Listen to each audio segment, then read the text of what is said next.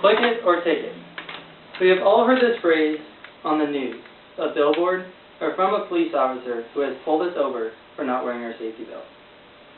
This law was designed to keep us safe while we drive our cars down the road. But is it right? How would you feel if a police officer came to your house and gave you a ticket for eating too many cookies because it was bad for your health? This would upset you. The mandatory seatbelt law falls under this same principle.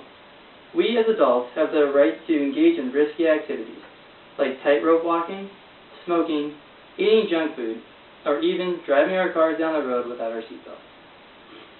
Because we alone are responsible for the consequences of our actions. We should be allowed to ruin our own lives, but we shouldn't be allowed to ruin the lives of others. So yes, it is tragic when someone dies because he or she refused to wear their seatbelt while driving. But it is even more tragic when a reckless driver kills innocent people. Today I'm going to provide valid reasoning as to why the mandatory seatbelt law is in violation of our constitutional rights, along with a brief history of the seatbelt and some interesting statistics that go along with it. An article by Ken Christensen titled "Seatbelts Kill" states that the first seatbelt laws were passed in the United States in 1963.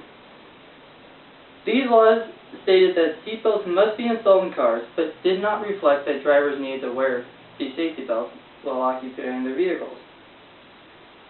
When Henry Ford II heard about this, his response was, and I quote, "That is the craziest thing I have ever heard." After seatbelts were first installed in automobiles, but the drivers were not required to wear them, a survey done by the automobile industry showed that 11% of vehicle occupants, or only 11%, were actually using these devices. In 1984, New York became the first state with a seatbelt law requiring drivers to wear their seatbelt. By the end of 1996, all states, except for New Hampshire, had some sort of mandatory seatbelt law in place. Because surveys at this time showed that between 70 and 80% of the public were opposed to these seatbelt laws, most states made them secondary laws, meaning that you couldn't be pulled over directly for not wearing your seatbelt, that you could be pulled over for speeding, making an illegal left turn, or some other form of dangerous driving, and if you were not wearing your seatbelt, you could then get a ticket. From statistics from www.NHTSA, the official website of the National Highway Traffic Safety Administration, shows that there were 51,093 highway fatalities in 1979. If you look at this visual aid, you see in 1979 to 1984, a 5-year gap, there were, in 1979, 51,093 fatalities. In 1984, there were 44,257 fatalities. This is 6,836 deaths of a decrease between this 5-year span, 13.4%. From 1984 to 1999, a 15-year gap, we went from 44,257 to 41,611 deaths. That's a decrease of 6%. Now, as I said earlier, with New York being the first state to have the law, we can see that this gap was with no seatbelt law, a 13.4% decrease in deaths. With the rigid seatbelt law in place, only a 6% decrease. This shows to me that this law has not helped freeway safety at all. Having such laws as these goes without question that it is an invitation for more unpatriotic laws to be passed. We have rights. We all know this. We've been learning this for years. Ted Baker, writer for Strat magazine, shows that this law is in violation of our rights. The first right that we can talk about is our right to liberty. You have the sole right to freely make decisions. This is regarding our own safety, and we can make any decision we want as long as it doesn't have any harm to other people's rights or themselves. So, if a police officer stops you for speeding, running a red light, drinking and driving, or now, rightfully so, in the state of Oregon, stop you for talking on your cell phone, while driving, this is in violation of this right.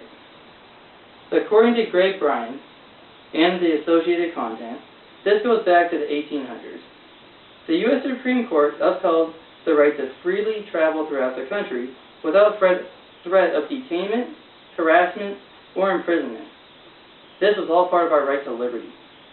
Thus, a police officer who stops us for doing something when we're not presenting harm to anybody but ourselves is still in violation of this right.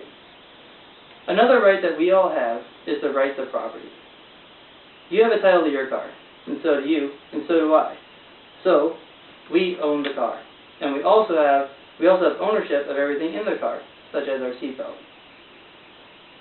This law states that we have an absolute and infeasible right to use or dispose of our own property in any way that we see fit, so as long as there is no threat to other citizens in their rights or in their property. In this sense, the term absolute, I'll say it again, absolute and infeasible right to dispose. This means that this right cannot be legally taken away from us by legislation or from any level of government. Another huge concern that I have with this law, and I also see this in an article from the Freeman entitled Fraud of Seatbelt Laws. This article, as well as my own opinions, helped me show that the seatbelt law nannying doesn't just make us less free, but it distracts law enforcement from more important duties. When the government takes on more tasks, more laws, so on and so forth, we know that they have a harder time enforcing the ones that they already have. When an officer takes the time to give us a seatbelt ticket, there are plenty of other drivers embarking on the kind of dangerous maneuvering that ends up with a reckless driver colliding into another one. Brittany Malazzo writes for the Union Journal that these red light running, left turn at any cost daredevils who enrage and endanger good drivers. Shouldn't the police be focused on catching them? While we have that 20-minute traffic stop, there are a lot of burglars and other criminals doing horrible things. Our society doesn't need this. The police officer should take those 20 minutes and be looking for the bad guys.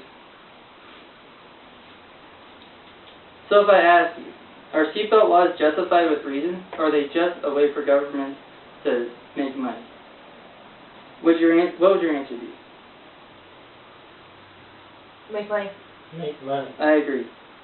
I have given you a brief history of the seatbelt laws, along with reasoning as to why seatbelts defeat the concept of freedom and law enforcement. I am not telling you not to buckle up, or to ignore the click it or ticket law, but I am pointing out the fact that enforcing drivers to wear seatbelts is indeed ill-conceived, and it needs to be reassessed by us, drivers, and American citizens. Thank you.